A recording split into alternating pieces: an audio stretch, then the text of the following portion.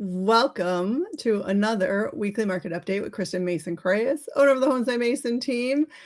It is Thursday, January 15th, and it is much, much, much later than I normally do this. And I'm going to give bonus points for anyone who actually comments and says what time I am doing this today, January 15th. I am wearing my t-shirt today because Homes by Mason volunteered at Women Giving Back earlier today, which is one of the reasons why I had a later day today. It was a great experience. It's our second time volunteering at Women Giving Back, great organization that we will continue to support, and hopefully you'll hear more about that. And we'd love your support in what we do, helping give back to other organizations in our community. So watch for more information about that on our social media pages and in our e-newsletter. But right now we are here to talk about what is happening in real estate.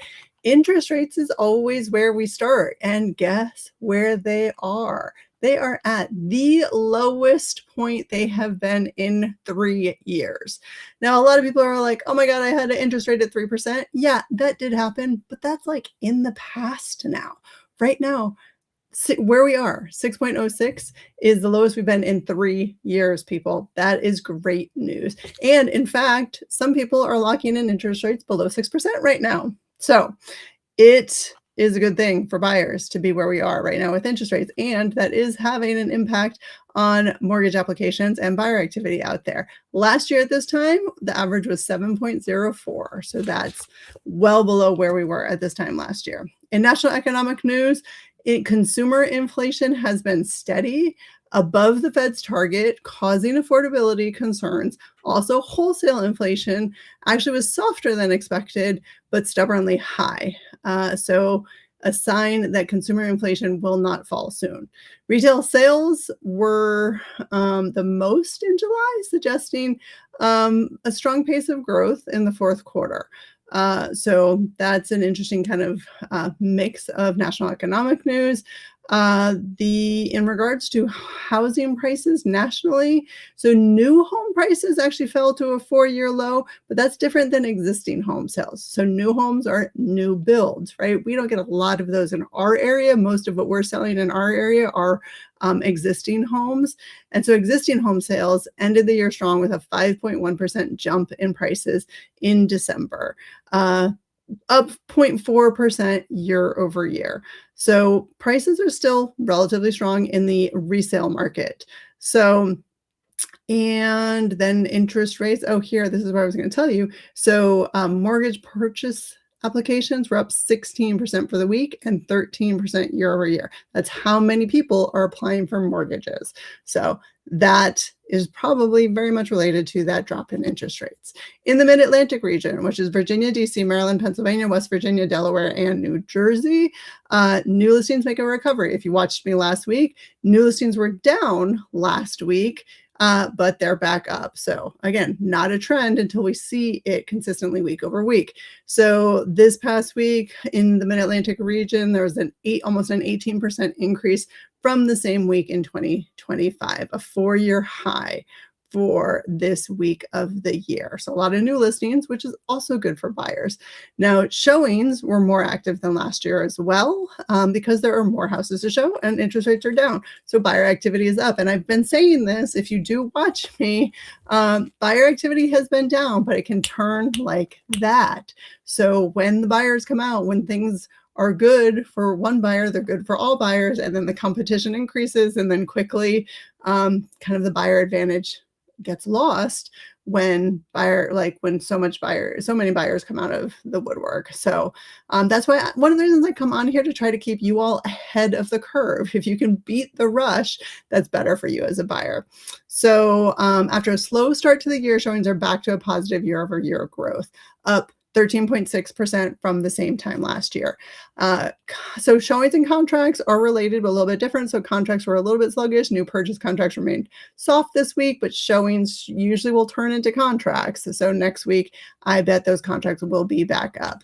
In the larger DC metro area, showings were up 19% year over year, up almost 47% week over week. Of course, we're going to see activity going up. That is typically what we will see at the beginning of the year, less activity right at the start, and then more and more listings, more and more buyers, more and more contracts are typically what we're going to see. I like to look at the year-over-year comparison because that tells us, are things better or worse than they were last year? So purchase contracts are essentially flat compared to last year and up 28% from last week. Time to contract, median time to contract 50 days is a really, really, really long time. And that is up 8 days from last year, but guess what?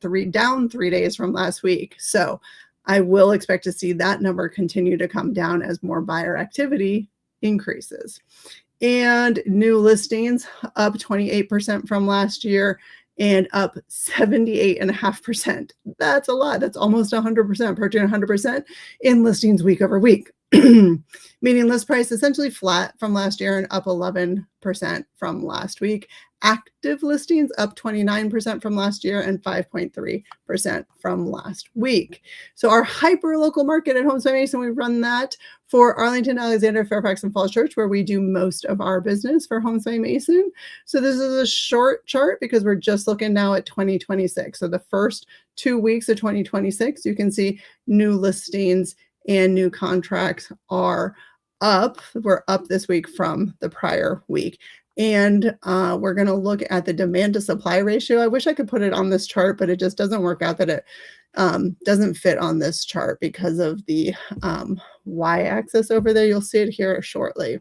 So when we compare that to last week, so we are up in contracts and up in supply compared to last week. That makes sense. Like I said, we'll expect to see an upward trajectory.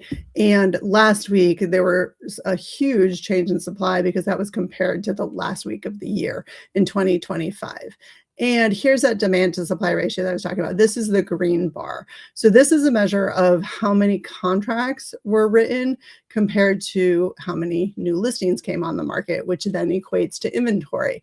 So 100% demand to supply ratio means there was an equal number of contracts written and new listings that came on the market. So less than that obviously means that then there's going to be inventory left over. So we're around, just about 75%. That's a healthy number. Sometimes we see the demand to supply ratio, in fact, over 100%, or very close to 100%, which means not much inventory is left over. So you can see there is definitely demand out there. People are definitely buying and leaving a little bit of inventory. So also compared to last year, we're looking at what was our demand and supply in our hyper local market compared to last year. So we are up about 25% in both demand and supply compared to last year. That demand to supply ratio compared to last year is basically what it was last year. So that, the last data point here, again, a very short chart for the time being, days on market has come down week over week in our hyperlocal market. So we were just above 40 and we're now, I think it was 32 is where we were. So I will expect that number to continue to come down. And that is your weekly market update from Homes by Mason for this week. If you value this information, give me a like, I'd appreciate it, or give me a comment. And if you ever want to talk about what's going on in the market and how it impacts you and your decisions, reach out anytime. 571-210-1866. You can call me or text me on that number. You can email me at kristen@homesbymason.com. All that information is here.